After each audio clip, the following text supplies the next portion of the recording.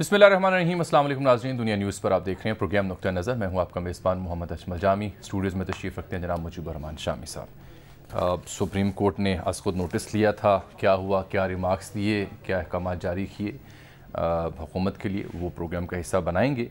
और मईशत की जो मौजूदा सूरत हाल है उसमें मौजूदा सरकार अब तक फ़ैसले करने से, अहम फ़ैसले, बड़े फ़ैसले करने से गुरेज़ां क्यों है। डॉलर वापस आएगा, नहीं आएगा, मज़ीद आगे कहाँ तक जा सकता है, स्टॉक मार्केट कैसे बेहतर होगी और मुल्क की इकॉनमी मजमूई तौर पर कब इस्तेहकाम का शिकार होगी। ये वो मौज़ूआत है जिन पर हमने बात करनी है। हमें ज्वाइन करेंगे साबिक़ वफाकी वज़ीर ख़ज़ाना जनाब इसहाक़ डार साहब, कुछ ही देर में उनसे भी बात करेंगे। और फिर इन दोनों मामला से बात करने से पहले सर-ए-दस्त जो आप देख भी रहे हैं, आज दिन भर से सोशल मीडिया पर बिलखुसूस अफवाहों का बाज़ार गर्म है इस्लामाबाद में कि कुछ होने जा रहा है। 48 घंटे अहम हैं, 24 घंटे अहम हैं, या 72 घंटे अहम हैं, ये क़यासराइयाँ की जा रही हैं। और इस सिलसिले में सर सीनियर तरीन जो 4, 5, 6, 7 बड़े जर्नलिस्ट हैं इस्लामाबाद में, उनके ट्वीट्स भी मेरे पास मौजूद हैं।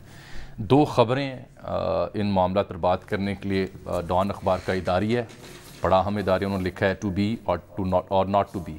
और फिर जनाब अंसार अब्बासी साहब, बड़े सिक्काबंद सहाफ़ी, उनकी आज की ख़बर है, वो ये फरमाते हैं कि शहबाज शरीफ की हुकूमत को मुतल्लिका हुकाम से अगस्त 2023 तक बरसरे इक़्तिदार रहने के हवाले से मतलूबा यकीन दहानी ना मिली तो कौमी असम्बली तहलील हो जाएगी। अगले 2 दिन इस मामले में बहुत अहम हैं।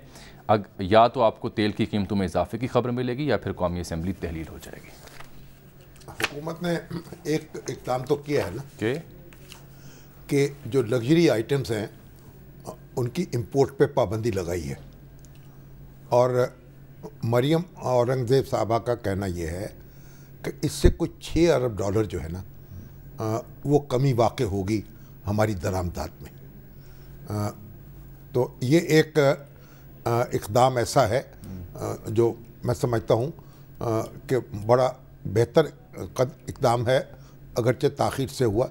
ये तो बहुत पहले हमारी जो साबिक़ हुकूमत है उसको भी कर देना चाहिए था, उससे पहले की हुकूमत को भी कर देना चाहिए था, लेकिन अब जो शहबाज शरीफ साहब ने किया है तो बहुत अच्छा है। कुछ प्रेशर जो है ज़र मुबादला के ज़ख़ायर पर हम कम होगा। लेकिन ये जो अफवाहों का बाज़ार गर्म है ना, अब इसके बारे में तो कुछ कहना बहुत मुश्किल है। हर शख्स अपनी ख़बर ला रहा है, किसका यकीन कीजिए, किसका यकीन न कीजिए। है ना, लाए हैं बज़्म नाज से दो खबर अलग अलग। अब हुआ ये कि खबर कोई एक हल्के से नहीं आ रही, यानी जितने भी मुस्तनद सिक्काबंद सहाफ़ी हैं वो कुछ इशारों के नायों में ख़बर दे रहे हैं। चाहे नजम सेठी साहब के ट्वीट्स हों, जो धड़का लगा है पल पल। सेठी साहब तो कह रहे हैं should this government dissolve parliament and order elections under pressure from फलां फलां फलां। सैयद तलत हुसैन साहब फरमा रहे हैं कि नवाज शरीफ ने इमरान खान की तबाहकुन पॉलिसियों की सियासी कीमत चुकाने से इनकार कर दिया है। शहबाज शरीफ साहब के पास ऑप्शन असम्बली तहलील करने के अलावा और कोई रास्ता मौजूद नहीं है। तो सलीम साफ़ी साहब फरमा रहे हैं कि जो कुछ हो रहा है उससे लगता है कि मुख्तलिफ हल्कों ने माजी से सबक नहीं लिया। इमरान खान साहब को नाम ले रहे हैं कि उनकी ब्लैकमेलिंग का शिकार होकर अगर हुकूमत को असम्बली तोड़ने पर मजबूर किया गया तो फलां फलां होगा। मालिक साहब, मोहम्मद मालिक साहब, वो भी कुछ यही बात कर रहे हैं और कह रहे हैं कि पीएम ने एड्रेस करना था, उन्होंने अपनी तमाम मसरूफियात तर्क की। ये बात वैसे दुरुस्त है, आज खबर भी थी कि खिताब का प्लान था, लेकिन आज होता है ये कल करेंगे, कल का है। वो उन्होंने वो तो कई रोज से उनकी तकरीर तैयार हो रही है। इन सारे मामलात में कि कुछ गड़बड़ है उसकी एक तस्दीक इस बात से भी होती है कि अभी तक वो कौम से मुखातिब नहीं हो सके। दूसरी बात तस्दीक ये इस नुक्ते से भी होती है कि अभी तक गवर्नमेंट कोई क्लियर पॉलिसी या क्लियर डिसीजन भी नहीं कर सकी। इसका मतलब है कि there is something wrong somewhere. नहीं, IMF के साथ मुज़ाकरात तो जारी है ना दोहा में, और अब ये ख़बर भी आई है कि पाकिस्तान ने कोई यकीन दिलाया है कि सख्त इक़दाम लेने को वो तैयार है। मगर इसलिए बड़े टेक्नोक्रेट्स इकट्ठे हो रहे हैं और वो हफीज़ शेख साहब भी आए हैं, मगर पहले तो उनको ज़मानत करानी पड़ी है। उनके एक हमनाम भी बड़ी अहमियत रखते हैं, हफीज़ पाशा साहब। हफीज़ पाशा साहब जो हैं उनकी अहलिया तो हुकूमत में शरीक हैं, आयशा गौस पाशा, वो इस वक्त वज़ीर मुमलकत हैं। लेकिन बहरहाल जो हफीज़ पाशा साहब हैं वो हमारे चोटी के इकोनॉमिस्ट हैं, बहुत ही यानी एक मेरे पास इत्तला ये भी है कि संजीदा ऐसे चोटी के कुछ जो इकोनॉमिस्ट हैं वो सर जोड़कर बैठे हैं इन दिनों। बैठना चाहिए। और पता नहीं इस हुकूमत के लिए हुकूमत ने भी एक कमेटी बनाई थी, अगले सेटअप के लिए बैठे। आप देखें, असल बात यह है कि जो बेयकीनी है वो मईशत को बुरे तरीके से नुकसान पहुंचा। सर, ये जो अभी जो कुछ हुआ है अब डॉलर के साथ, ये बेयकीनी की वजह से हुआ है? दुरुस्त है। अभी ये बेयकीनी जो है अगर ऐसे रहेगी तो फिर हालात काबू में नहीं आएंगे। वाज़ेह फैसले लेने चाहिए और जो भी सूरत हाल है वज़ीर आज़म शहबाज शरीफ साहब जो हैं उनको इक़दाम करना चाहिए। लीजिए फिर जनाब इस्हाक। इस्लामाबाद जो है ना, इस्लामाबाद की खसूसियत है कि वहाँ अफवाहों का बाजार गर्म रहता है, चाहे मौसम ठंडा हो। जो लाहौर में बैठे हैं ना, हम तक हमारे कान जो हैं वो आहटें नहीं सुन सकते जो इस्लामाबाद में बैठे हुए सुनते हैं, बल्कि बाद औक़ात तो उनके कान खुद ही बजने लग जाते हैं, सरसराहट भी होती है झाड़ियों की। हाँ, झाड़ियों की, भंग की झाड़ियाँ, तो समझते हैं वो आ गया, वो आ गया, वो आ गया। नहीं, इस दफ़ा याद तो होता ना एक दो कुछ, चलिए इस दफ़ा तो देखते हैं। तो इस्हाक डार साहब हमारे साथ हैं जी, साबिक वफाकी वज़ीर। जनाब अस्सलाम वालेकुम। डार साहब तशरीफ़ लें, खुशामदीद जी आपको नुक्ता नज़र में। शामी साहब भी तशरीफ़ रखते हैं प्रोग्राम में। डार साहब, क्या आप हमें सुन पा रहे हैं? जी जी, मैं आपको मेरी आवाज़ आ रही है? जी हाँ जी, आ रही है, बिल्कुल बड़ी क्लियर आ रही है। डार साहब, हम तो आपको बहुत याद कर रहे हैं और पाकिस्तानी कौम भी याद कर रही है, क्योंकि डॉलर पर काबू पाने की जो महारत आपको है वो तो और किसी को हासिल नहीं है। और आज तो पाकिस्तान में अफवाहों का बाजार गर्म है। कोई कह रहा है कि असम्बली टूटने वाली है, कोई कह रहा है कि भाई इलेक्शन होने वाले हैं, कोई कह रहा है सख्त इक़दाम होने वाले हैं। कुछ आप भी रहनुमाई करेंगे कि आप क्या देख रहे हैं, पाकिस्तान में क्या होने वाला है? बिस्मिल्लाहिर्रहमानिर्रहीम, नहमदुहु व नसल्ली अला रसूलिल करीम। शामी साहब, बहुत शुक्रिया, आप मुझसे मेरी राय मांग रहे हैं। गुजारिश ये है कि जो हालात, मैं को ब्लेम गेम में नहीं पड़ा, जो हालात हैंड ओवर हुए हैं मुस्लिम लीग नून की हुकूमत और मियां शहबाज शरीफ साहब को, वो बहुत ही यानी मायूस कुन थे। पता तो था कि बड़ी बुरी हालत है, लेकिन मामला तो उससे बहुत आगे चले गए हैं कि जब ये कहा जाता है कि जो मैं सब्सिडी दे रहा हूँ कौम को, अवाम को, उसमें 10 रुपए मैं मजीद कम कर रहा हूँ, जो यानी पास भी नहीं कर रहा, 10 रुपए पेट्रोल पे, 10 रुपए डीजल पे, 5 रुपए बिजली पे, वो फंडेड है ना। ये बड़ी इंपॉर्टेंट है, तो उसके लिए पैसे मौजूद है और किसी वरी की जरूरत नहीं है। यानी फंडेड का मतलब यह है कि उसके लिए रकम मुख्तस कर दी गई है। और जी जी, हाँ जी, ये बिल्कुल सही। हाँ ठीक जी जी, वो अगर फंडेड हो तो कोई IMF वगैरह को कोई प्रॉब्लम नहीं होती जी, ठीक। लेकिन बदकिस्मती से ये जो हमारी इस वक्त जो पोजीशन है कि जब हुकूमत ली मियां शहबाज शरीफ साहब ने, तो वो फंडेड नहीं है। ये गलत बयानी कौम से भी की गई और रिपीटेडली हो रही है पिछले हफ्ते तक। यानी पैसे कहाँ से लेने हैं ये मालूम नहीं है जी। उस पे इमरान न्याजी साहब ने एक स्टेटमेंट दी कि जी जो हमने कंस्ट्रक्शन की एमनेस्टी स्कीम दी थी उसके पैसे लगने थे। तो ये नहीं होता, जो रेवेन्यू किस सोर्स से आ रहा है, अगर आपका बजटेड टारगेट से ज्यादा है तो आप वो कह सकते हैं जी वो इसके लिए मखसूस है। वो तो ना बजटेड टारगेट है आमदनी का पूरा हो रहा है और उसमें से कोई आइटम आप इस तरह असाइन नहीं कर सकते। तो वो तो उसकी क्लियर उसकी यानी एलोकेशन और उसकी अवेलेबिलिटी होनी चाहिए थी। वो एक बड़ा मसला इस वक्त बना हुआ है। एक करीबन 39 रुपीज 39 रुपए पेट्रोल पे और करीबन 89 रुपए जो है वो 80 रुपए के करीब वो है डीजल पे। ये इतना बड़ा अमाउंट। ये अच्छा, दूसरा उन्होंने ये अनाउंस कर दिया जाने से पहले कि जी ये 30 जून तक ये अवेलेबल होगी, इसको कोई रकम यानी अवाम पे बोझ ये नहीं डाला जाएगा और उनको इसी कीमत पे मिलेगा। आपको याद होगा, ठीक है। अब वो करीबन 3 महीने का जो अमाउंट है वो 300 से 350 अरब बन गया है और बन रहा है। अब पहली जो इस हुकूमत को बहुत बड़ा चैलेंज आ गया वो ये है कि जी ये 350 अरब फंडेड है नहीं। IMF कहता है चूंकि फंडेड नहीं है तो आप ये अवाम पे बोझ डालें, और जो अवाम पे जितने बोझ डाले जा चुके हैं, क्या मैं या आप इतने यानी हार्डनेस सख्त दिल हो सकते हैं कि ये सारे का सारा बोझ डाल दें? मियां नवाज शरीफ साहब या मुस्लिम लीग नून तो ये नहीं समझती कि ये मुनासिब होगा कि जी ये सारा बोझ अवाम पे डाला जाए। मैंने उसका एक सोल्यूशन एक लाउड आपके लिए दे सकता हूँ, दिया भी है मैंने इसको। सूबे और मरकज शेयर कर लें इसको। मेरी जाती नाक़िस राय में ये है कि चूंकि ये सारी सब्सिडी जो है वो सिर्फ फेडरल एरिया में इस्तेमाल नहीं होनी, वहाँ लोग ये पूरे मुल्क में पूरे सूबों की जो आवाम है वो सबने इस्तेमाल करना है और सबको इसका बेनिफिट जाएगा कि कीमत अगर नहीं बढ़ाएंगे, क्योंकि वो तो महंगाई की चक्की में पिस चुके हैं बेचारे। यदि कोई चीज नहीं है जिसकी कीमत दुगनी से ज्यादा नहीं हो, चीनी, आटा, दालें, कोई भी, मैं उसको तफसील में लेके जा सकता हूँ, आपका टाइम बचाता हूँ।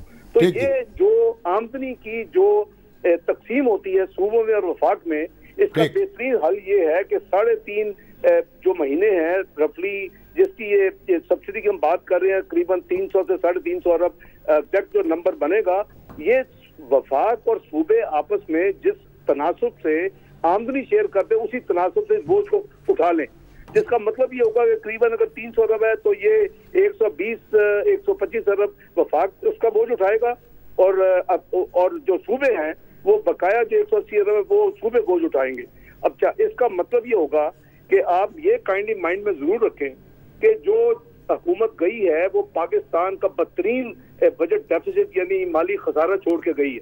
ये 5,600 अरब ये 3-4 साल के लिए कंबाइन हुकूमतों का होता तो इतना अमाउंट नहीं बनता था जितना एक साल जो जा रहा है, इस वक्त गुजर रहा है, ये बजट खसारा होगा। मेरी दूसरी आर्गूमेंट ये है कि अगर 5,600 का खसारा है और आपके जाने वाले वजीर आजम ने कौम से ये वादा किया कि 30 जून तक आप पे बोझ नहीं डालेंगे, ये हमने कर दिया है। ये हमारी मॉरल और ये हमारी अखलाकी जिम्मेदारी है कि अब हम उस बोझ को वफाक और सूबे आपस में बोझ को शेयर करें। तो और डॉक्टर साहब शेयर होता है तो सूबे तैयार है इस बात पे?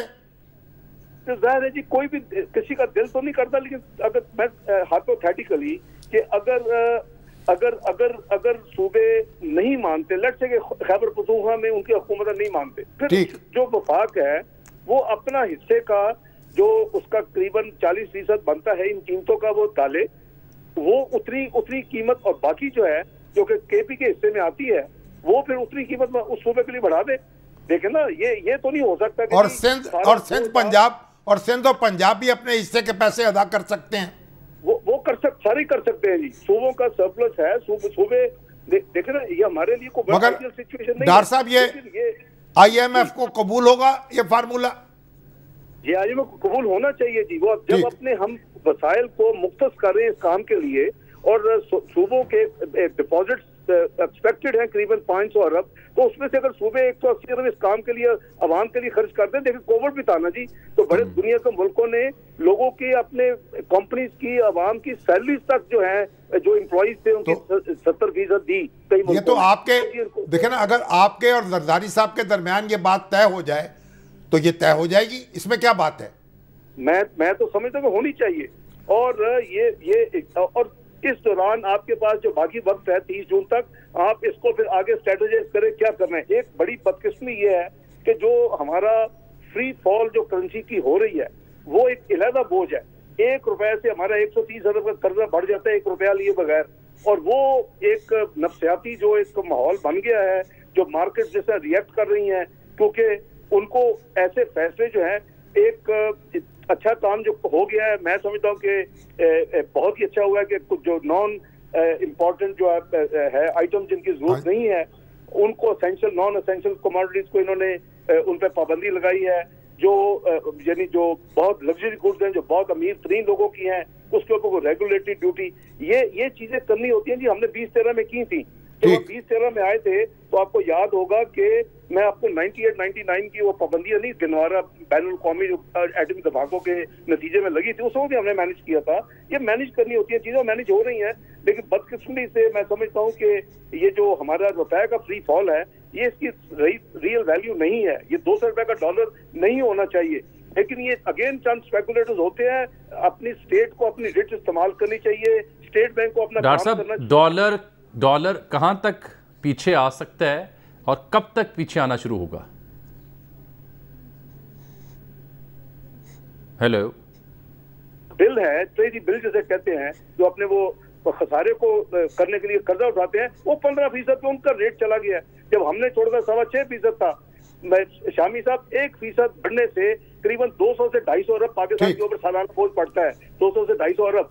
तो ये हम जो मुल्क 1500 यानी इंटरेस्ट सालाना पे चलता था वो आज 3200 अरब पे चला गया। तो ये सारी मिसमैनेजमेंट है। डॉक्टर साहब किया क्या जाए? किया ये जाए कि इस हुकूमत को आराम से काम करने दिया जाए, और ये मुश्किल काम है लेकिन इसको हैंडल करने दिया जाए। हैंडल हो सकती हैं, लेकिन अगर हम उनको अपना प्रेशर में रखेंगे और ये लोग जो है जो स्टेट बैंक है जो दूसरे अदारे हैं वो अपना फाल रोल अदा नहीं करेंगे, तो फिर वो हम देख रहे हैं कि क्या मार्केट में इस वक्त नर्वसनेस है। और डॉक्टर साहब क्या आप मुझे सुन पा रहे हैं? ये बताएं, क्या वाकई हुकूमत को आराम से काम नहीं करने दिया जा रहा? अगर नहीं करने दिया जा रहा तो किसकी जानिब से नहीं करने दिया जा रहा? नहीं, मैं देखें, जब आप इतने प्रेशर में होंगे, जब आप के सामने ये सारी चीजें हैं और आप अगर उनको इम्प्लीमेंट करने में कोई रुकावटें आएंगी तो ये जाहिर बात है कि फिर तो आप स्मूथ तो काम नहीं कर सकते ना जी। डॉक्टर साहब, जो आपकी जमात है वो जब इमरान खान साहब बरसर इक़्तिदार थे तो अक्सर मामूल के मुताबिक वो उनकी जो इक़्तिसादी पॉलिसीज़ थी उन पर तनकीद किया करते थे और मुतबादिल प्लान और नुस्खा जात तजवीज़ किया करते थे कि यूँ होना चाहिए। अब जब आपको गवर्नमेंट मिल चुकी है आपकी जमात को, तो क्या वजह है कि अभी तक वो नुस्खे, वो फार्मूले इन एक्शन नहीं आए? उस ताख़ीर की वजह क्या है? और एक राय ये है कि उस ताख़ीर की वजह से ही ये मार्केट में अदम इस्तेहकाम आया और डॉलर को पर लगे हैं। मैं बोलूँ जी, उससे सबसे पहला जो बात है वो आपको भी याद होगा, मैं तो जब हमारी हुकूमत नहीं भी थी तो जब मैं मेन स्ट्रीम मीडिया में आता था तो मैं उसमें भी ये कहता था कि रुपए को फ्री फॉल गिरने ना दें, ये आपका मदर ऑफ इकोनॉमिक ईवल होगा, आप इसको कंट्रोल नहीं कर सकेंगे। लेकिन उस वक्त जो हुकूमत आई उसको ये एक सबक किताबी जो है, मैंने भी इकोनॉमिक्स पढ़ी है अपनी ग्रेजुएशन में, मैंने भी इकोनॉमिक्स पढ़ी अपनी चार्टर्ड अकाउंटेंसी में, ये एक किताबी थ्योरी है, ये हर मुल्क में इसको ग्राउंड रियलिटीज के मुताबिक एडजस्ट करना जरूरी है।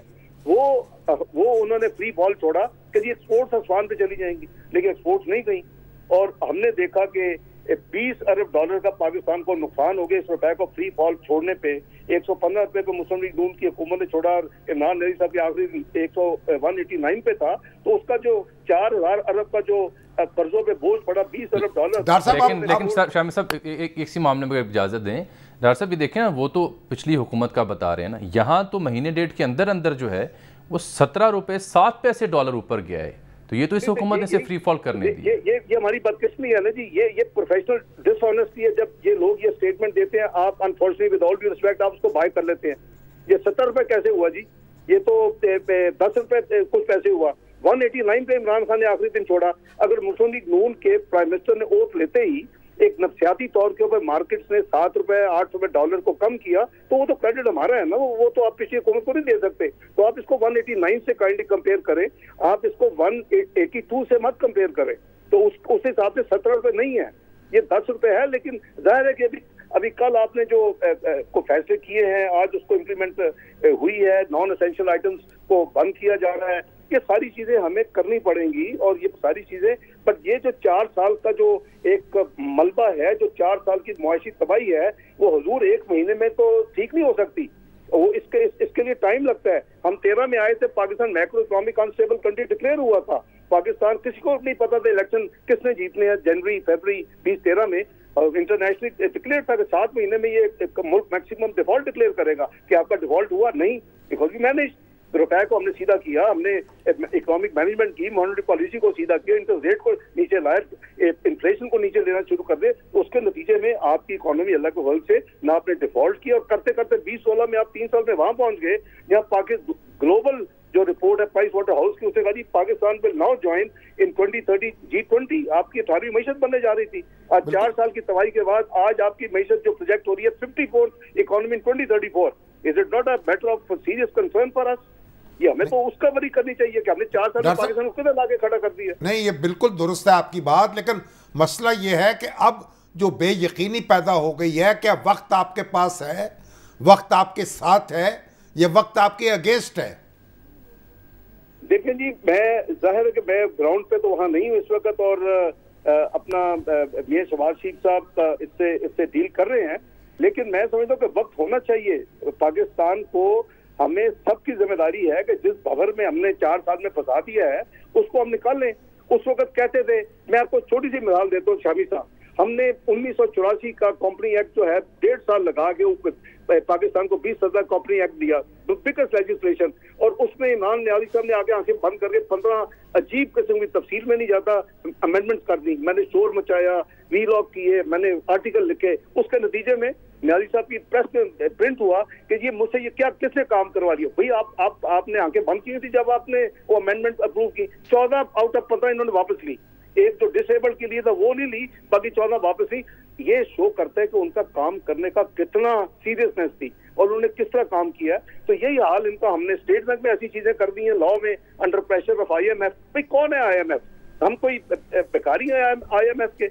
हम मेंबर हैं, हमारी अगर जरूरत है तो उनको हमारे साथ एक डिग्निफाइड तरीके से डील करना चाहिए। हम डिग्निफाइड तरीके से डील करते रहे हैं। लेकिन डॉक्टर साहब, ये आज डॉन अखबार में खबर भी छपी है नेशनल अकाउंट्स कमेटी को रेफर करते हुए, जिसको चेयर करते हैं प्लानिंग सेक्रेटरी दाऊद मोहम्मद बारिश साहब।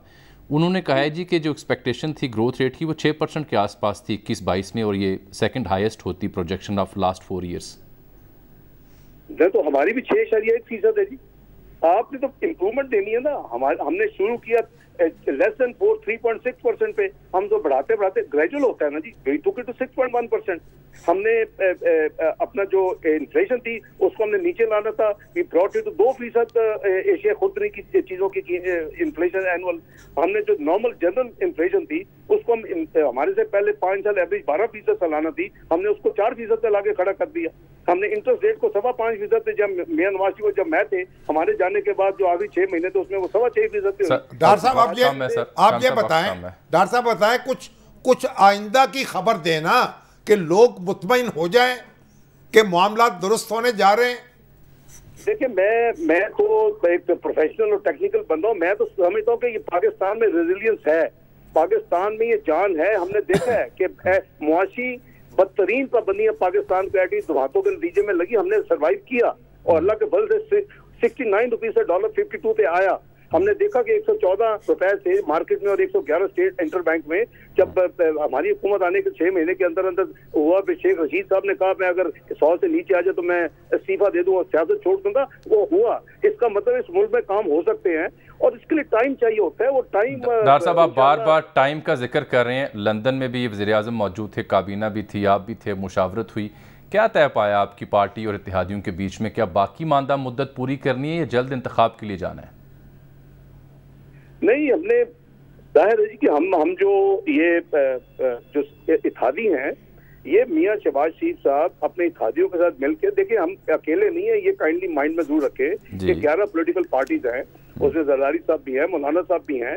तो उस पर जनरल कंसेंसस यही था कि जी हमें मुद्दत पूरी करनी चाहिए और हमें ये कोशिश करनी चाहिए कि हम ये इस मुश्किल जो ये इस वक्त एक इकोनॉमिक फेज है इसको हेड ऑन लें। और कुछ चीजें हुई हैं, कुछ चीजें होने वाली हैं और हम यानी कौम को इस मरहले पे डिलीवर करें। लेकिन जैसे मैंने कहा कि वो जाहिर है कि उनकी मीटिंग्स हुई भी है जाने के बाद इत्तेहादियों के साथ, शायद अभी भी हो रही हैं, तो फैसला तो वहीं से होगा जी, अपना इत्तेहादियों की फोरम से, PMLN में जहाँ रिप्रेजेंट। और ये फरमाएं कि आप वापस आ रहे हैं, कोई इरादा है आपका? मेरा जी इंशाल्लाह मैं मेरी मेडिकल और दूसरी जो इश्यूज हैं वो जब भी होंगी, लेकिन मैं यहाँ से अपनी पूरी कंट्रीब्यूशन कर रहा हूँ जी ऑन रेगुलर बेसिस के ऊपर। बिल्कुल ठीक। मेरी एक चीज काइंडली माइंड में रखें कि सितंबर 2018 में जो मुल्क 3 दफा फाइनेंस मिनिस्टर रह चुका था, बल्कि 4 दफा टेक्निकली, तो उसका पासपोर्ट कैंसिल किया जाता है। आप अपने किसी शहरी में इंटरनेशनल रूल्स रेगुलेशन थे कि आपने अपने शहरी का पासपोर्ट कैंसिल नहीं कर सकते। मेरा पासपोर्ट कैंसिल हुआ, मुझे चंद दिन पहले 4 साल के बाद करीबन मुझे पासपोर्ट अभी मिला है, जो कि वो पहले कैंसिल हुआ, फिर वो एक्सपायर भी हो चुका था बाय नाउ। तो ये तो हमारा हाल है कि हम जब जातियात पे उतरते हैं और हम जब दुश्मनी पे उतरते हैं तो हम फिर बहुत आगे निकल जाते हैं। हमें ये नहीं करना चाहिए। हम सब अल्लाह को जवाब दें हैं और एक दिन हमने अपने हर एक अपने अमल का जवाब भी देना है और वो ज़ात जो है वो देख रही होती है। तो मेरा पासपोर्ट मिल गया है, मेरी मेडिकल इशू है, मैं 18-19 घंटे काम करने वाला बंदा हूँ। जैसे ये कोई 6-7 साल कहते थे मिनिमम लगेंगे, 2013 में पाकिस्तान इस मैच से निकलेगा। We were out of it in 3 years और अल्लाह के फल से हर चीज जो सीधी डायरेक्शन में थी और आपने देखा कि पाकिस्तान को 18वीं मईशत दुनिया के बनने की नवीद मिल गई। आज हम 54th पे चले गए हैं, तो इसको मिस परफॉर्मेंस है ना जी। कुछ लोग इसके जिम्मेदार हैं, उनको कौन से माफी मांगनी चाहिए। जी, बहुत शुक्रिया जनाब इसाक डार साहब। गुफ्तगू कर रहे थे मौजूदा मुल्क की इक़्तिसादी सूरत हाल पर, कुछ सियासी गुफ्तगू करने की भी हमने कोशिश की। एक ब्रेक और फिर रुख करते हैं इस्लामाबाद की जानिब।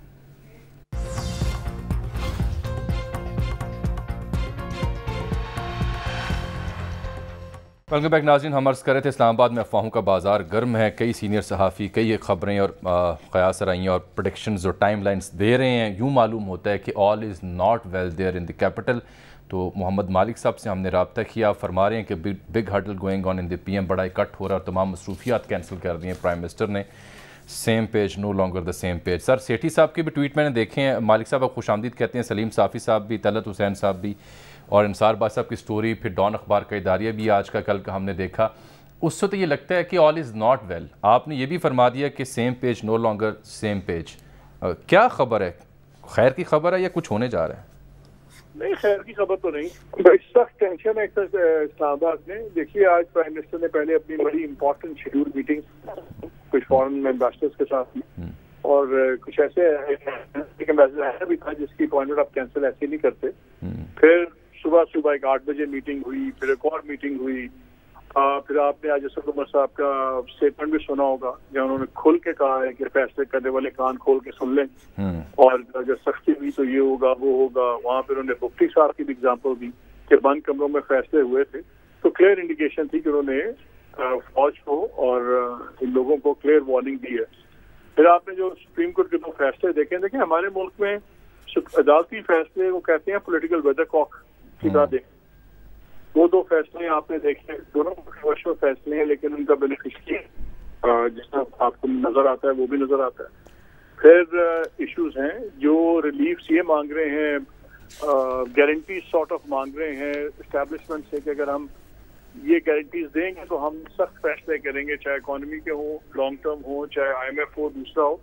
तो ये बहुत कुछ हो रहा है, और मेरा ख्याल है कि आइंदा 2 दिनों तक आपको काफी सिचुएशन मैक्सिमम क्लियर हो जाएगी।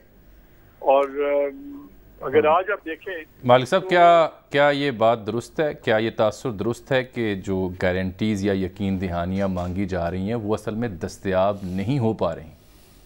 देखिए 2-3 बातें हुई हैं, मैं आया बाय शायद बिटवीन लाइन करने की जरूरत है, बात खुल के करते हैं। 2-3 चीजें हुई जब ये सारा बात हुई, अर्ली इलेक्शंस की बात हुई, 2 चीजें मांगी गई हैं। एक तो ये कहा है कि अगर तो हमने सख्त फैसले करने हैं मईशत के, तो फिर बड़ी क्लियर बात है, फिर हम अगले पूरी टर्म हम गुजारना चाहेंगे। फिर आप लोग गारंटी दें कि हमें दबाव नहीं डाला जाएगा कि आप 6 माह बाद या 7 माह बाद इलेक्शन करें, वो नहीं होगा। इनसे ये बात भी की गई, ये भी इनसे जो लोग बातचीत कर रहे हैं कि आप चलें कम से कम IMF का पैकेज जौन सा है इसको फाइनलाइज करें, इसके बाद इलेक्शन। तुरंत IMF के पैकेज का मतलब ये है कि जितने सख्त फैसले उसके बाद होंगे उसकी जिम्मेदारी IMF का पैकेज कंक्लूड करने वालों पर पड़ेगी। तो हम अपने गले में क्यों डालें? इससे बेहतर है कि ठीक है अगर इलेक्शन लड़ना है तो हम खुद ही लड़ें, और हम और अपने हाथ से तो आके क्यों इस बात पे आए। और एक और बड़ी मजेदार बहस जामी शुरू हो गई यहाँ पे। क्या वो शेर याद आ रहा है मुझे? कौन सा सर? गुलाम भागते फिरते हैं, हाँ, मशालें लेकर महल पे टूटने वाला हो आसमां जैसे। आहा, महल पे टूटने वाला हो आसमां जैसे। वाह, क्या बर महल बर वक्त बरजस्ता है और हस्बे हाल। बार बार पढ़े इसको, गुलाम भागते फिरते हैं मशालें लेकर, महल पे टूटने वाला हो आसमां जैसे।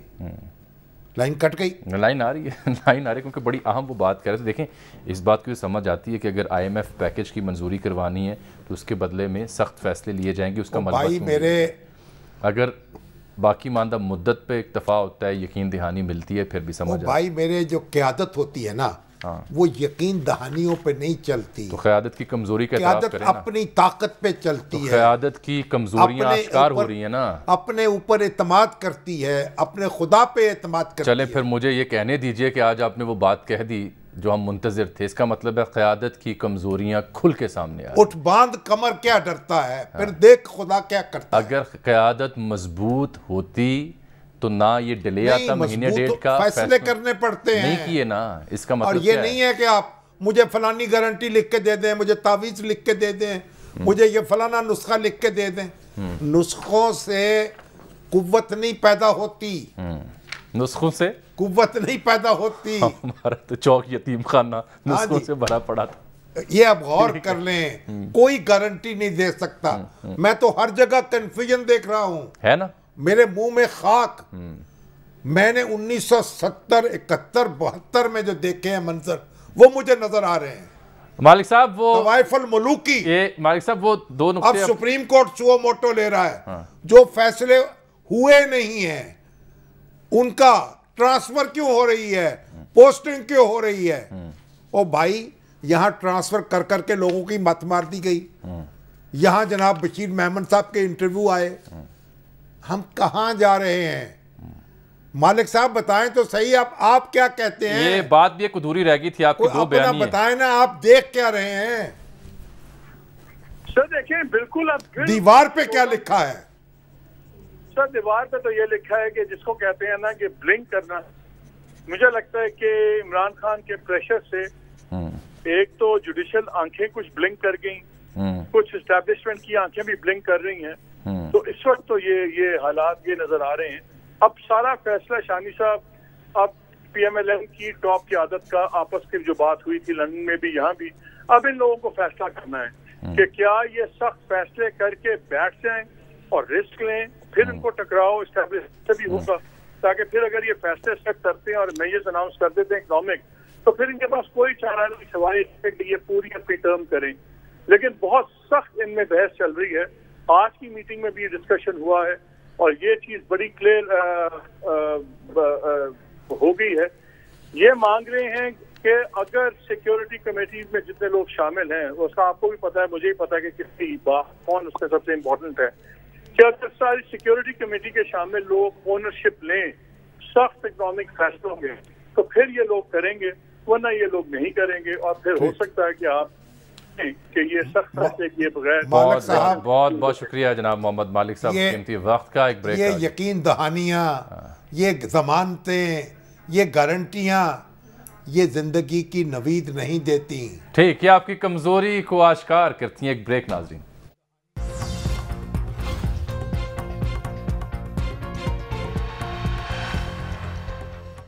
नाज़रीन, इसके साथ ही आज के प्रोग्राम का वक्त यहाँ ख़त्म हुआ चाहता है। आपसे मुलाकात होगी अगले प्रोग्राम में, तब तक लिए इजाज़त, अल्लाह हाफ़िज़।